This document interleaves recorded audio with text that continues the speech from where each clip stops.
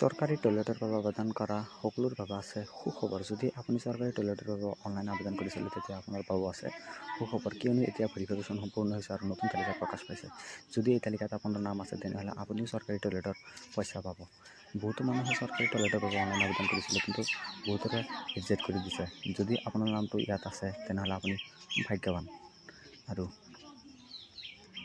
আপুনি এই চৰকাৰী টয়লেটৰ পইচা কিমান দিনৰ ভিতৰত লাভ কৰিব তাৰ তথ্য মই আপোনাক জনাম। তাৰ আগতে আপোনাৰ ওচৰত এটা ৰিকুৱেষ্ট, যদি আপুনি মোৰ চেনেলত প্ৰথমবাৰৰ বাবে আছে তেনেহ'লে চেনেলটো ছাবস্ক্ৰাইব কৰি ভিডিঅ'টো শ্বেয়াৰ কৰি দিব।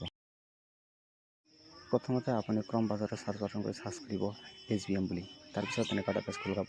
ইয়াত আছে স্বচ্ছ Bharat mission Gramin department of drinking water and ইয়াত ক্লিক কৰিব। ইয়াত ক্লিক কৰাৰ পিছত অলপ সময় লোডিং ল'ব। তাৰপিছত এনেকুৱা এটা ইণ্টাৰফেচ আহিব। তাৰপিছত অলপ স্ক্ৰল কৰিব।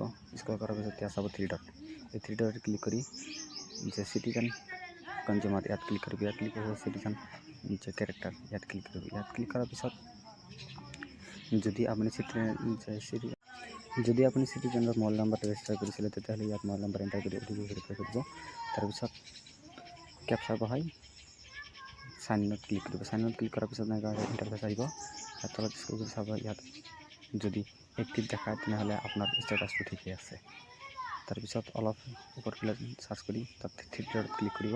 ইয়াত ক্লিক কৰাৰ পিছত ভিউ এপ্লিকেশ্যনত ক্লিক কৰিব। ভিউ এপ্লিকেশ্যন ক্লিক কৰাৰ পিছত আপোনাৰ মোবাইল নাম্বাৰে যিকেইটা ৰেজিষ্টাৰ কৰিছিলে কোনকেইটা ৰিজেক্ট হৈছে আৰু কোনকেইটা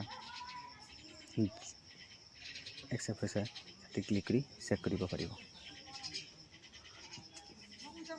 ক্লিক কৰাৰ পিছত যদি এনেকুৱা আহে ইয়াত যদি ৰিজেক্টেড দেখায় তেনেহ'লে আপোনাৰ এপ্লিকেশ্যনটো ৰিজেক্ট হৈছে, আৰু যদি আপুনি দাম দেখায় আৰু কিমান তাৰিখত ৰিজেক্ট কৰা হৈছে আৰু কিমান কি কৰা হৈছে দেখায় তেনেহ'লে পইচা পাই যাব, টেনশ্যন নকৰিব।